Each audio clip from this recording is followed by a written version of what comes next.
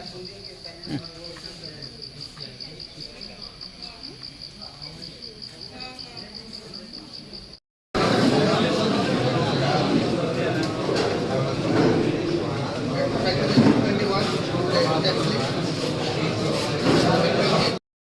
দীপা দেব, আমি উত্তর কৃষ্ণপুর গ্রাম পঞ্চায়েতের পঞ্চায়েত সমিতির সদস্য।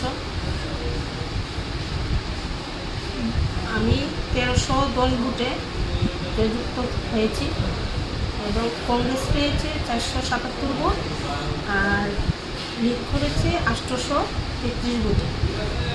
তো পার্টটা তো একটু যে আমার গণদেবতারা ভোট দিয়ে জয়যুক্ত করেছে, আগামী দিন তাদের সঙ্গে কাজ করব একত্রভাবে এবং তাদেরকে সঙ্গে নিয়ে চলব।